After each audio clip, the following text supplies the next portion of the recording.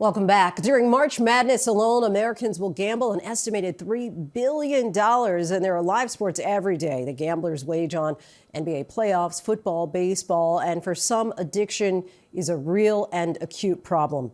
In tonight's Prime Focus, our DeMarco Morgan looks at the rise in sports betting and the real lives caught in the middle of the rush to win it all.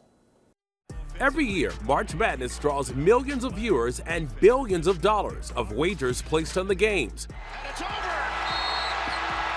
For many, the thrill of scoring a big payout is just as important as their favorite team winning it all. But underneath the bonus bets and multi-leg parlays, a financial pressure is growing on millions of people to keep gambling. How big of a problem is this? By sheer number of people impacted, I think that we're on a trajectory to see the worst epidemic of addiction that the world has ever seen. Wow. Sports betting is big business. The American Gaming Association estimates $3.1 billion will be wagered at sportsbooks this year during the NCAA tournament. Gambling is the only addiction where you can convince yourself that continuing the very pattern that got you into that situation will cure it. Professor Stephen Master knows the sports gambling world well. He teaches classes on sports gambling at NYU. I don't think that FanDuel and DraftKings wants, or any of those big operators, want you to lose everything. They want you to win because then they'll keep coming back. And worked as a consultant for all the major betting platforms. Online sports betting is relatively new. Since 2018, 37 states and Washington, D.C. have legalized online sports gambling. The genesis of it was Adam Silver wrote an op-ed in November of 2014 in the New York Times, and he was the first active commissioner to write something about sports bet wasn't completely negative and saying that it'll never happen. Times have changed, and he thought it needed a fresh look and a new perspective. And sports fans can't avoid the sports books, as the University of Bristol study finds that up to 20% of every game is spent watching gambling ads. DraftKings. Now, I know it's the Super Bowl and all, but everyone gets a free bet? DraftKings and other gambling platforms use major stars to help boost their profile.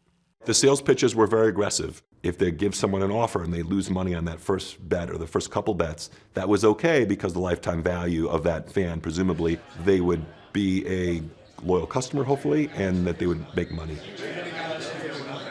All right, Lisa, how did we get here? Oh man, I don't know. I'm like trying to go back. It's been a couple of years since in the making of getting here. There was a point where he was depositing, what, roughly $60,000 or more? That the subpoenas showed us after, yes, when I looked, yeah. And you had no clue? No, my jaw dropped.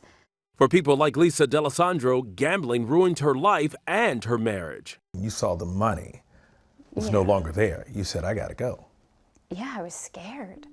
D'Alessandro is suing DraftKings, not because she was a gambler, but because her husband gambled away their life's savings on the app. And you lost $900,000. Yes, and we're not talking about the recycled winnings. According to the complaint, which doesn't name Lisa's husband, he was allegedly depositing anywhere from $30,000 to $140,000 a month to gamble on DraftKings. Why go after DraftKings and not your ex-husband? So it's not about going after my ex-husband. It's about what DraftKings did to me by allowing him to use funds that weren't his. I was in the hospital giving birth to my son John, Super Bowl weekend of 2023. My ex wanted access to gamble, and so he talked to his VIP host, boom, boom, boom, boom, boom, boom, while I'm giving birth to my son.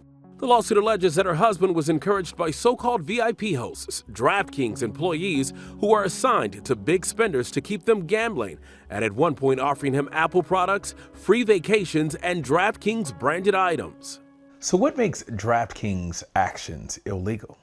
Our complaint alleges that DraftKings violated the New Jersey Consumer Fraud Act, which, as it was amended in August 2022, prohibits abusive business practices. But couldn't they argue, we didn't make him do it, we didn't make him spend all the money?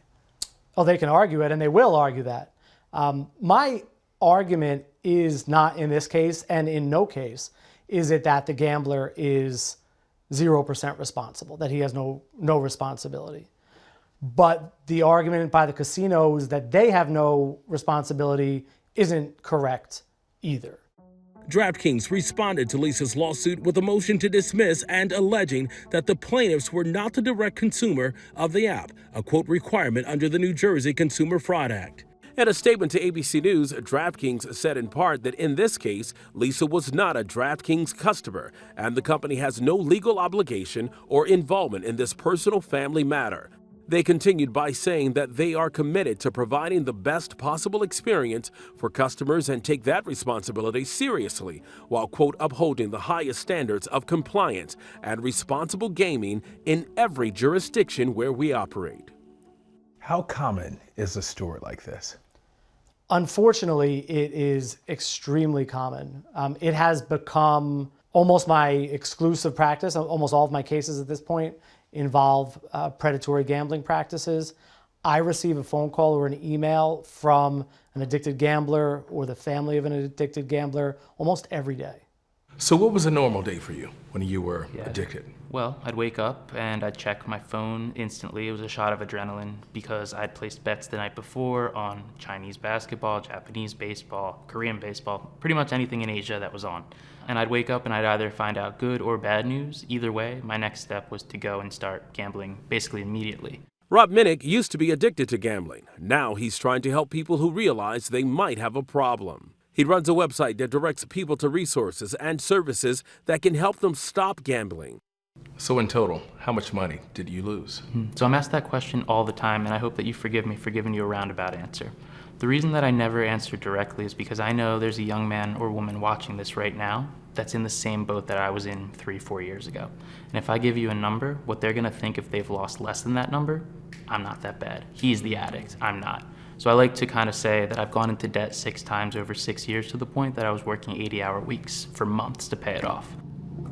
As more states move to legalize online sports gambling, Rob believes there's even more reason for him to speak up about what he went through. Do you think this industry should be regulated at a higher level? Absolutely. But if you look at the way it's advertised, it's basically the most unregulated advertising that exists in the world. You look at the stock market, if you see a commercial for Robinhood, Schwab, there's a big disclaimer that says, you could lose your money if you buy this product.